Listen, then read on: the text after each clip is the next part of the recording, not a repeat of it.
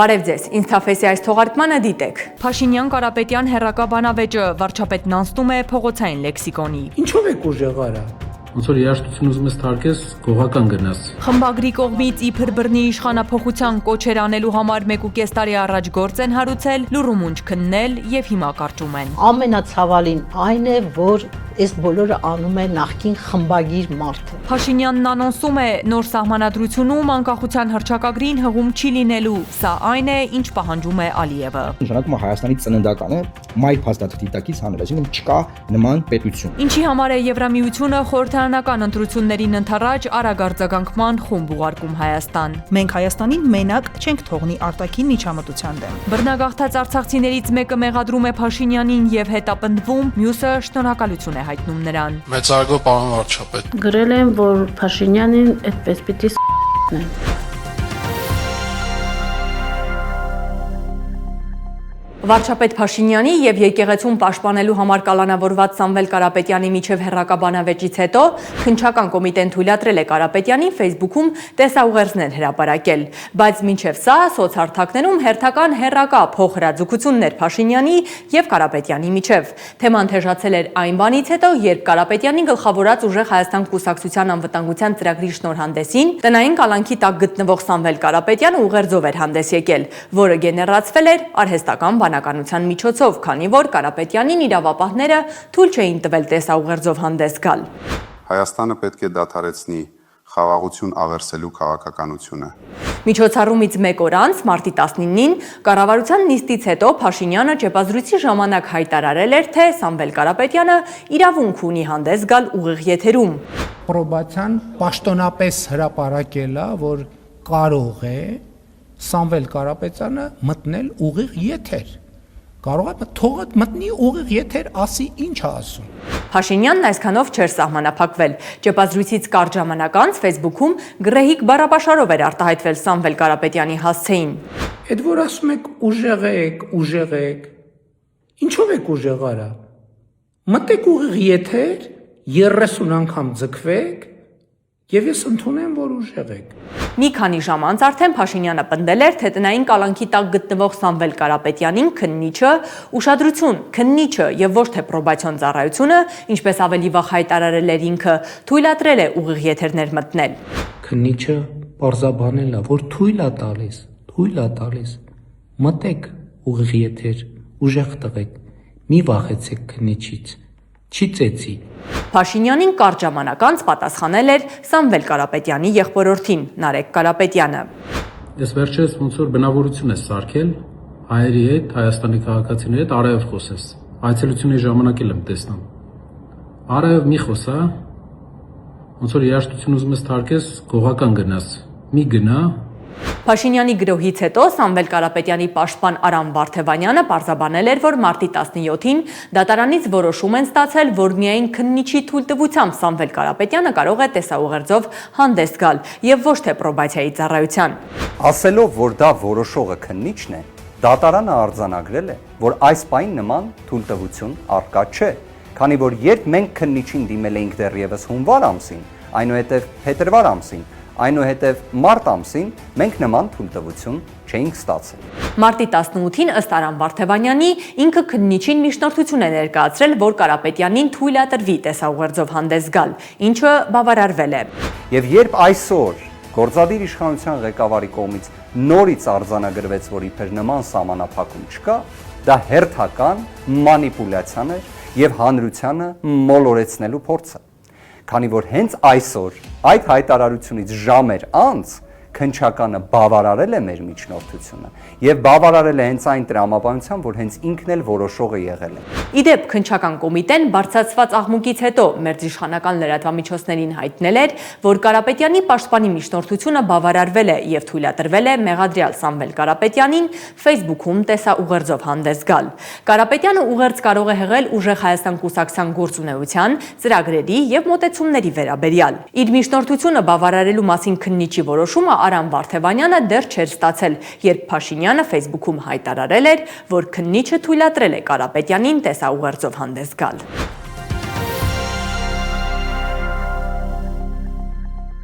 Փաշինյանի օրոք ժողովրդավարության բաստիոն հռչակված Հայաստանում հրապարակ օրաթերթի գլխավոր խմբագիր Արմինե Օհանյանը վկայի կարգավիճակով օրեր առաջ հրավիրվել էր քննչական կոմիտե։ Հարցաքննության պատճառը Օհանյանի դեռ 1.5 տարի առաջ 2024 թվականի դեկտեմբերին գրված մի խմբագրականն էր, որն ըստ քննչական կոմիտեի պարունակում է բռնի իշխանափոխության հրապարակային կոչեր։ Ծանր հոդված է, բավականին մեծ պատժաչափ ենթադրող եւ առավել քան զարմանալի է, որ լրագրողական խոսքի, այն էլ հրապարակախոսական խոսքի հետ կապված կարող էին այդպիսի վարույթ հարուցել եւ քննել երկար ու զիգ, մի տարուց ավելի փաստորեն քննել են։ Դե գիտեք, մի տարի առաջ է հարուցվել այս գործը, բայց դուք նոր եք տեղեկացել այդ մասին։ Ես նոր եմ տեղեկացել, որտեղ ինչ-որ գործողություններ են արել այս ընթացքում, որոնց ես տեղյակ չեմ եղել։ Նախաքննությամբ պայմանավորված հրապարակ օրաթերթի գլխավոր խմբագիրը քրեական գործից մանրամասներ չէր հայտնել, բայց պնդել էր խմբագրականում բռնության կոչ չի եղել։ Իշխանության փոփոխության մասին ես պարբերաբար գրում եմ եւ ասում եմ, որ դա ծայր անհրաժեշտություն է այսօր մեր երկրում, բայց երբեք չեմ անցնում թույլատրելի սահմանը եւ բռնի իշխանափոխությանը ես դեմ եմ կտրականապես։ Հրապարակի գլխավոր խմբագրին գործընկեր լրագրողները իրենց աջակցությունն էին հայտնել։ Ընտրություններից առաջ սպասելի էր ճիվաղը անցավ իր կեղտոտ ու վախկոտ քայլերին։ Արմինե Օհանյան ջան, քեզ համբերություն, կողքիդ եմ։ Մենք բոլորս Արմինե Օհանյան ենք։ Ես էլ ցանկացած նորմալ մարդ եւ հայ, հատկապես լրագրող, ու բոլորիս բերանը չեք փակի, չեք կարող փակել։ Մենք ձեզանից վախկոտներից չենք վախենում, վախկոտներից ամոթ է վախենալ։ Լինել պաթոլոգիկ ճղճիմ, ստոր եւ բացառիկ սրիկա, սա է սրանց վարքաբանության դիագնոզը։ Արմինե Օհանյան ջան, սա էլ կանցնի, նա մնալու է իր իսկ կողմից ստեղծած փլատակների տակ, պինդ կաց։ Փաշինյանի ավտորիտարիզմի գարշահոտը տարածվում է հատելով նորանոր սահմաններ։ Հոգևորականներից հետո հերթը կամաց մոտենում են լրագրողներին։ Վաղը կհասնի գիտ աշխատողներին, բիզնեսմեններին, կլանելով նույնիսկ անտարբերներին, լռակյացներին, կառուցողականներին եւ բոլոր նրանց, ովքեր քաղաքականությամբ չէին զբաղվում եւ կարծում էին, թե իրենք անշարժ են ու անձեռնմխելի։ Աջակցությունս եմ հայտնում Արմինե Օհանյանին եւ հրապարակ օրաթերթին։ Ժողովրդավարության բաստիոնը հիմա էլ հրապարակ օրաթերթի գլխավոր խմբագիր Արմինե Օհանյանին է փորձում լռեցնել։ Երևի շատ դառնացած են կարդում իրենց բնութագրերը տիկին Օհանյանի հրապարակումներում։ Իրականում այս ռեժիմը փորձում է լռեցնել անկախ մամուլը, ընդդիմադիր լրատվամիջոցներին, ընտրություններին ընդառաջ։ Կայա Կալասի ականջը կանչի։ Դեմոկրատիա լսել եք։ Չէ, չենք լսել, ոչ էլ տեսել ենք։ Արմինե Օհանյանը նշել էր, որ նախընտրական շրջանում իշխանությունն այս կերպ փորձում է ճնշել ազատ խոսքը։ Ամենացավալին այն է, որ այս բոլորը անում է նախկին խմբագիր մարդը, որը ամբողջ կյանքում լրագրող է աշխատել, որը գիտի լրագրողի աշխատանքի սկզբունքները, որի գրած բոլոր հրապարակումները շատ ավելի շատ բռնության կոչեր են պարունակել, քան իմ այդ նյութը, որի հիման վրա ինձ այսօր կանչել էին քննչական կոմիտե։ Facebook-ում հրապարակ օրաթերթի գլխավոր խմբագրի հասցեին աջակցող գրառումների հոսքը չէր դադարում։ Թեման այնքան զգայուն էր, որ լրագրողները կառավարության նիստից հետո Փաշինյանին էին հարցուփորձ արել։ Փաշինյանը պատմել էր, թե թեմայի շուրջ բարձրացված աղմուկից հետո հետաքրքրվել է, որ հասկանա ինչ է տեղի ունեցել եւ պարզել է, որ հրապարակ օրաթերթի գլխավոր խմբագրին կանչել են քննչական կոմիտե, որ տեղեկացնեն քրեական գործը կարճելու մասին։ Օրենք կա, պետք է մարդուն տեղեկացնեն, որ վարույթը կարճվում, ընթացակարգ կա։ Փաշինյանին այս ելույթից հետո Facebook-ում արձագանքել էր հրապարակ օրաթերթի գլխավոր խմբագիրը։ Այսօրվա հայտարարությամբ վարչապետի պաշտոնը զբաղեցնող անձը ապացուցեց, որ հենց ինքն է հրանգավորում քննչական մարմիններին։ Քանի որ պարզվեց իրավունք ունի չավարտված վարույթի մասին նախաքննական տեղեկություններ ստանալ ու հրապարակել, չարաշահելով իր դիրքը։ Ինչու է քննչականը Փաշինյանին զեկուցել գործի ընթացքի մասին։ Ընդ որում լրագրողներից մեկը 3 համառորեն փորձել էր քննչական կոմիտեից ստանալ մի հարցի պատասխան։ Ճիշտ է, որ Արմինե Օհանյանի նկատմամբ վարույթը կարճվելու է։ Քննչական կոմիտեից հրաժարվել էին պատասխանել, իսկ այսօր փաստորեն վարչապետին զեկուցել են այդ մասին եւ անգամ հաղորդագրություն են տարածել։ Ստացվում է քննչական կոմիտեն դեռ 1.5 տարի առաջ հարուցված վարույթը լուրումունջ քննել է, որից նույնիսկ տեղյակ չի եղել Արմինե Օհանյանը եւ հիմա նրան կանչել էին, որ տեղեկացնեն, թե վարույթը կարճվել է։ Վարույթը հարուցելու իմաստը որն էր։ Դժվար թե ի սկզբանե հարուցված լիներ հենց կարճելու նպատակով, չէ՞։ Հարուցվելու փաստն ինքնին աբսուրդ է եւ նողկալի։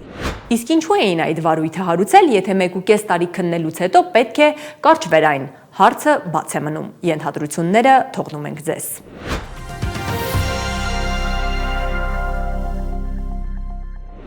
Սահմանադրության նոր տեքստը պատրաստ է, բայց դրա հետ նախ կծանոթանա իշխող քաղաքացիական պայմանագիր կուսակցությունը, հետո միայն Արդարադատության նախարարությունը Հայաստանի մայր օրենքի նոր տեքստը կհրապարակի ժողովրդի համար։ Տեքստը պատրաստ է, ես ինչպես եւ խոստացել էի, բայց հրապարակման մասով դեռ նորություններ չունեմ, որովհետև որոշվել է տեքստը քննարկել նաև քաղաքացիական պայմանագիր կուսակցության խմբակցությունում եւ նաև վարչությունում։ Այն, որ իշխող ուժը նախ պետք է ծանոթանա Սահմանադրության նոր տեքստին, հետո միայն ժողովուրդը, Սրբուհի Գալյանը միայն հիմա այս շաբաթվա սկզբին հայտարարեց այն բանից հետո, երբ Փաշինյանը բառացիորեն օրեր առաջ մարտի 12-ին հայտարարել էր, որ նոր Սահմանադրության մեջ չպետք է անկախության հռչակագրին հղում լինի։ Որովհետև անկախության հռչակագիրը կառուցված է կոնֆլիկտի տրամաբանության վրա։ Չենք կարող մենք կոնֆլիկտի տրամաբանության վրա գնալ եւ ուզենալ անկախ պետություն կառուցել։ Թե որ ամսին կհրապարակվի մայր օրենքի նոր տեքստը, Արդարադատության նախարարը չի նշել, հստակեցնելով միայն, որ այն կհրապարակվի մինչև ընտրությունները։ Մենք կտանք հանրությանը, որովհետև դա մեր մեծագույն ցանկությունն է,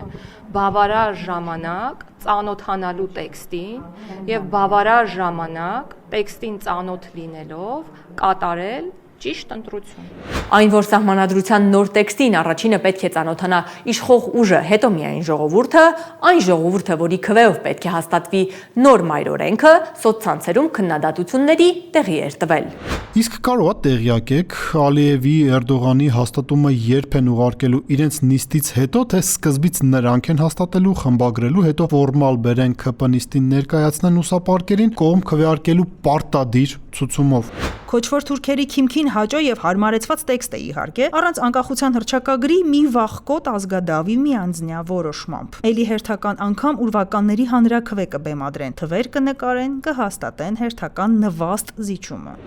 Իսկ ԿՊ-ն ԱԺ-ում մեծամասնություն է, բնականաբար ինչպես ներկայացնի իշխանությունը, այդպես էլ ընդունվելու է։ Այդ հարցը առանց հանրաքվեի չպետք է անցնի։ Փոփոխությունների առանձին ուղղությունների մասին խոսում է երկրի վարչապետը, կանխանշելով, թե ինչ պետք է լինի, ինչ ոչ, սակայն այդ փոփոխությունների տեքստի վրա աշխատող մասնագետները դեռ դիրքորոշում չեն հայտնել։ Պաշտոնական ոչինչ չկա, օրինակ անկախության հռչակագրի հարցը։ Հիմա ում հակով եւ ինչպես է կարվում մեր Սահմանադրությունը։ Արդարադատության նախարարը հայտարարել է նաև, որ այս պահին ներկայացված Սահմանադրության նախագծում ներածություն չկա, մինչդեռ անկախության հռչակագրին հղումը հենց ներածության մեջ է։ Սահմանադրությունից անկախության հռչակագիրը հանելու հարցը Սահմանադրական բարեփոխումների խորհրդում դեռ չի էլ քննարկվել։ Թող տպավորություն չստեղծվի, որ խուսափում ենք ներկայացնել, թե ինչ է այս պահին ամփոփված ներածության շրջանակներում։ Լուսավոր Հայաստան կուսակցության ղեկավար Էդմոն Մարուքյանը, որ Սահմանադրական բարեփոխումների խորհրդի անդամ է, երկար ժամանակ է չի մասնակցում նիստերին, բոյկոտում է դրանք, հայտարարելով, որ ինքը չի կատարելու Ալիևի տնային աշխատանքը։ Մարուքյանը կարծում է, որ Փաշինյանը Հայաստանի մայր օրենքը փոխում է հենց Ալիևի պահանջով եւ անընդունելի է համարում Սահմանադրության նախաբանից անկախության հռչակագրի հանելը։ Սահմանադրության պրեամբուլայից հանել անկախության հռչակագրի հղումը նշանակում է Հայաստանի ծննդականը մայր փաստաթղթի տակից հանել, այսինքն չկա նման պետություն։ Չնայած Սահմանադրական բարեփոխումների խորհրդի նիստերը բոյկոտելուն, Մարուքյանը շարունակել է մնալ խորհրդի կազմում, որ կարիքը եղած դեպքում դեմ քվեարկի Սահմանադրության նախաբանից անկախության հռչակագրի դրույթը հանելուն։ Մարուքյանը, սակայն, ինչ Փաշինյանը օրեր առաջ հայտարարել է, որ նոր Սահմանադրության մեջ չպետք է անկախության հռչակագրին հղում լինի, անիմաստ է համարում Սահմանադրական բարեփոխումների խորհրդում մնալը։ Որովհետև արդեն նախանշված, այսինքն ինքը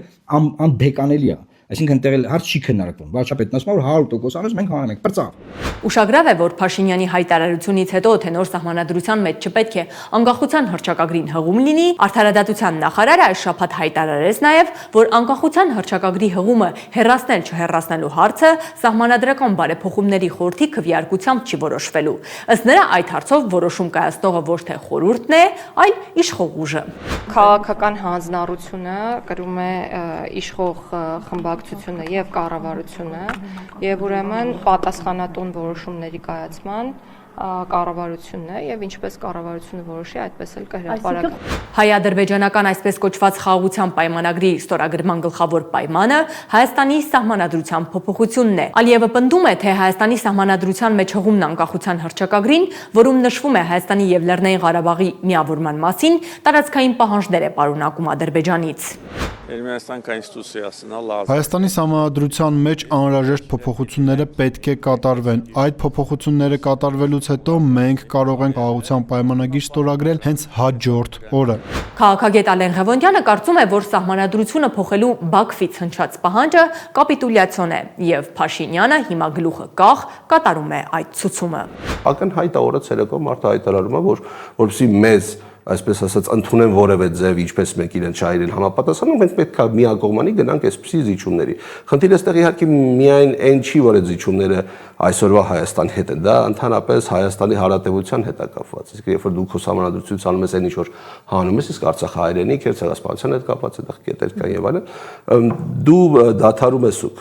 իսպար ես դադարում, իրավունքի տեսանկյունից էլ սուբյեկտիվության որևէ բնորոշիչ, որևէ ցուցիչ դադարում է իդեմս քեզ գոյություն ունենալ հերանեկարում քո ազգային շահերի տեսանկյունից։ Ինքը լուծարում է այն, ինչ որ կարող էր Հայաստան ուժեղ պետության համար, ուժեղ պետություն ունենալու տեսանկյունից ռեսուրս լիներ։ Սահմանադրության փոփոխության հարցը կախված է հունիսի 7-ի ընտրությունների արդյունքներից։ Վերընտրվելու դեպքում Փաշինյանն իհարկե կփորձի գնալ այդ ճանապարհով։ Սահմանադրության փոփոխությունը պետք է կատարվի հանրակրվեով, այսինքն ժողովուրդը պետք է որոշի՝ ուզում է սահմանադրական փոփոխություններ, թե ոչ։ Բայց մինչև դա խորհրդարանը պետք է այդ նախագիծը հանրակրվեի դնելու վերաբերյալ որոշումն ընդունի պատգամավորների ընդհանուր թվի ձայների առնվազն 2/3-ով։ Սա նշանակում է, որ բացարձակ մեծամասնությունը պետք է կողմ քվեարկի սահմանադրության նախագծին, որից հետո միայն հարցը կդրվի հանրակրվեի։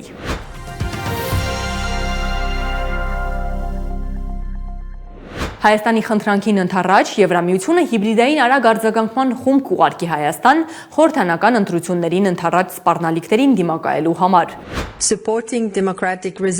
Մեր հարևանությամբ ժողովրդավարության դիմադրողականությանն աջակցելը շարունակում է չափազանց կարևոր մնալ։ Մենք Հայաստանին մենակ չենք թողնի արտաքին միջամտության դեմ։ Ճնշման տակ գտնվող ժողովրդավարությունները կարող են հույս դնել Եվրոպայի վրա։ Հայաստանում հիբրիդային արագ արձագանքման խումբ տեղակայելու Եվրամիության մտադրությունը գնահատվում է որպես միջամտություն Հայաստանի ներքաղաքական կյանքին։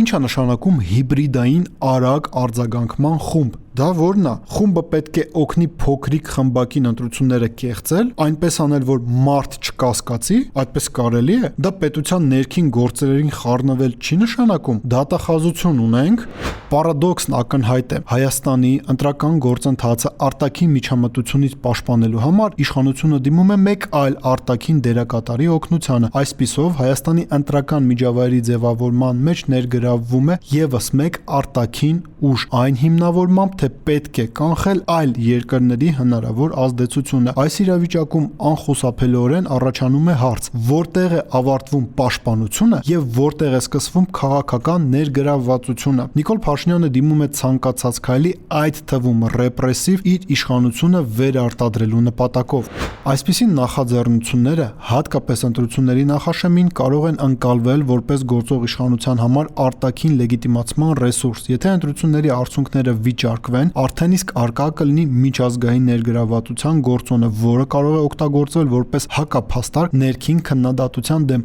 սակայն այստեղ կա նաև հակառակ ռիսկը։ Նման ներգրավվածությունը կարող է խորացնել հասարակության բևեռացումը, ստեղծելով տպավորություն, որ ընտրական գործընթացները դուրս են գալիս ազգային ինքնիշխանության շրջանակներից եւ դառնում արտաքին կառավարման տար ունեցող գործընթաց։ Ըստ Եվրամիության արտաքին գործերի եւ անվտանգության քաղաքականության հարցերով բարձր ներկայացուցիչի Հայաստանում հիբրիդային արագ արձագանքման խումբը կտեղեկայվի ապրիլին։ Ազատություն ռադիոկայանի հայկական ծառայության տեղեկություններով եվրոպական կառույցը փորձագետների 9-ից 14 հոգանոց առաքելություն կուղարկի Հայաստան, որն այստեղ 10-ից 15 օր կանցկացնի։ Ըստ լրատվամիջոցի խումբը կօգնի, որ Հայաստանի վարչապետի աշխատակազմը եւ անվտանգության խորհրդի գրասենյակը կիբերհարձակումների եւ օտարերկրյա տեղեկատվական մանիպուլյացիաների իրավիճակներում այդ ճգնաժամերը կառավարելու պլան եւ կարգավորումներ մշակեն։ Իշխանությունը ոչ թե ակնարկում, այլ ուղիղ է հայտարարում, որ Հայաստանի դեմ հիբրիդային պատերազմ վարվում է Ռուսաստանից։ մեծականակ փող է ծախսվում դրսից, փող է գալիս դրսից, տարբեր տեղերից, մասնավորապես Հյուսիսային մեր հարևանի մոտ կողմից եւ այլն։ Հենց Ալեն Սիմոնյանին Ռուսաստանից Հայաստանին սպառնացող վտանգների մասին հայտարարությունների շուրջ դեռ 1.5 ամիս առաջ դժգոհություն էր հայտնել Ռուսաստանի արտգործնախարարը։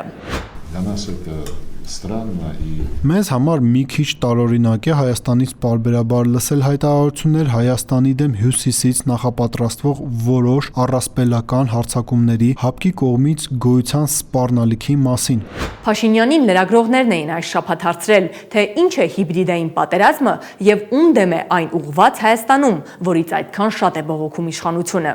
Հիբրիդային պատերազմը այն է, երբ որ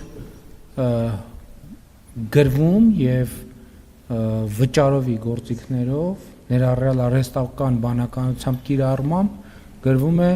որ ես Դուբայում տուն ունեմ, Ֆրանսիայում տուն ունեմ, չգիտեմ, Լոս Անջելեսում տուն ունեմ, որ իմ ընտանիքի անդամները տարբեր երկրներում բնակարաններ ունեն, բիզնեսներ ունեն, Հայաստանում բիզնեսներ ունեն, բնակարաններ ունեն, միլիոններ ունեն շվեյցարական բանկերում, որ մենք օրգաններ ենք վաճառում, որ մենք անչափահասների, չգիտեմ, տարբեր սեռական շահագործման գործիքներ ենք կիրառում։ Հայաստանի դեմ հիբրիդային պատերազմ վարվում է, Փաշինյանի հետ համաձայնվում է քաղտեխնոլոգ Վիգեն Հակոբյանը, բայց ընդգծում, պատերազմը վարում են այն երկրները, որոնք միջամտում են Հայաստանի ներքին գործերին, իրենց աջակցությունը հայտնելով Փաշինյանի վարչակազմին։ Եվրոմիությունը, Թուրքիան, քողարկված ձևով Ադրբեջանը, Միացյալ Նահանգները, նույն Եվրոմիությունը, երբ ուղղակիորեն ասում է, որ ինքը այստեղ ինչ-որ խումբ է ուղարկելու օպերատիվ արձագանքման կամ գումար է տալու այսօրվա վարչախմբին, որպես այդ հիբրիդային պատերազմները կանխեն, Մոլդովայի տարբերակով, ընդ որում դրա մասին ուղղակիորեն է ասվում, դա հիբրիդային պատերազմը,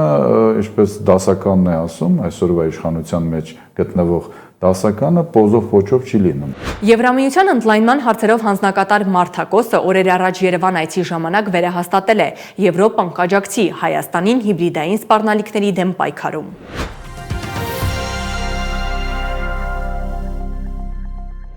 Մեկ տարի առաջ Փաշինյանի հասցեին արված գրառման համար ոստիկանները օրեր առաջ մարտի 17-ին Դիլիջանի քնչական բաժին էին տեղափոխել արցախցի Գայանե Մեսրոպյանին։ Պատերազմում եղբորը տունն ու տեղը կորցրած եւ բռնագաղթից հետո մի քանի բնակավայր փոխած եւ հիմա էլ նոր Հաճն քաղաքում հաստատված արցախցի կնոջը մեղադրում են Facebook-ում Փաշինյանի հասցեին բռնության կոչ անելու մեջ։ Գրել են, որ Փաշինյանին այդպես պիտի ս***նեն, ոնց որ այդ ղեկավարին։ Ոստիկանները կեսգիշերին մոտ էին գնացել արցախցի կնոջ տուն։ Զոհված զինծառայողի քրոջը, արցախցի տարհանված, անուն ազգանունը հիմա չեմ նշի, անձին ձերբակալել 5 երեխաների ներկայությամբ 3-ը կրկնում եմ մանկահասակ երեխա, իսկ երեխաներից մեկն էլ ստիպված էր նրա հետ տեղափոխվել ոստիկանության բաժին, տարիքով փոքր, հատլացում էր եւ այլն։ Ոստիկանության ծառայողները արցախցի կնոջը հստակ չեն ասել, թե ինչի համար են նրան տեղափոխում քնչական բաժին։ Ասել են միայն, որ նա արդեն 1 տարի է հետախուզման մեջ է։ Քննիչի աշխատասենյակում է արցախցի կինն իմացել, որ 1 տարվա վաղեմություն ունեցող գրառման համար են իրեն քնչական տեղափոխել։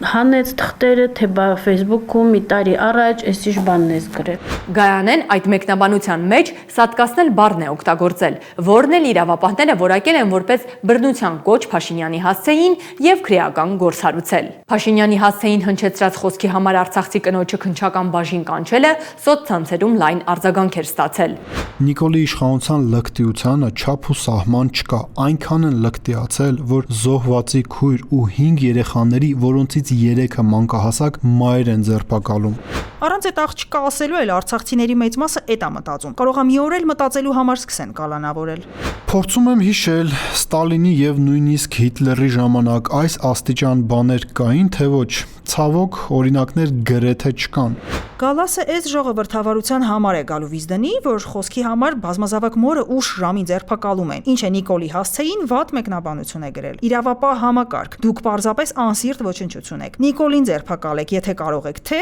եվրոներից պարգևավճարի եք սպասում։ Գայանե Մեսրոպյանին Դիլիջանի քնչական բաժին էին տեղափոխել այն պատճառով, որ նա Արցախից բռնագաղթելուց հետո այդ քաղաքում է գրանցվել։ Արցախցի կինը 7-ամյա աղջկա հետ այդ գիշեր տուն է վերադարձել։ Հաջորդ օրը նորից են նրան հարցաքննության կանչել։ Նրա հեռախոսն առգրավվել են քննիչները։ Զուգահեռ իրականությունում մեկ այլ արցախցի իր երախտիկի խոսքերն էր ասում Նիկոլ Փաշինյանին։ Ուշադրություն այն Փաշինյանին, որը հայկական երկրորդ պետությունը Արցախի հանրապետությունը ճանաչել է Ադրբեջանի կազմում։ Մեծարգո պարոն վարչապետ, մինչ հարցը հնչեցնելը ցանկանում եմ ձեզ եւ Հայաստանի Հանրապետության ամբողջ կառավարությանը իմ պարզ եւ մարդկային շնորհակալությունը հայտնեմ ձեզ։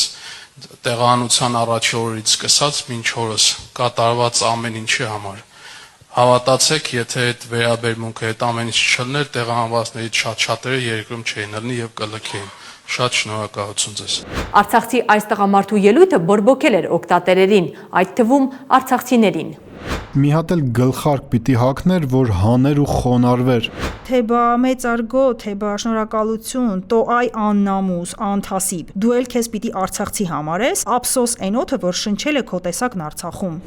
Սա իրավունք չունի մեր անունից խոսա, հետն էլ շնորհակալություն հայտնի։ Գնացել է Նիկոլին շնորհակալություն հայտնի, որ այսքան լավ օրի են արցախցիները։ Արցախցի կա, արցախցի էլ, տղամարդ էլ կա, տղամարդ էլ։ Ոնց ասեմ, որ ցենզուրայի մեջ մնա։ Նու ոնց որ Օսվենցիմից պրծած հրեաները գերմանացիներին շնորհակալություն հայտնեն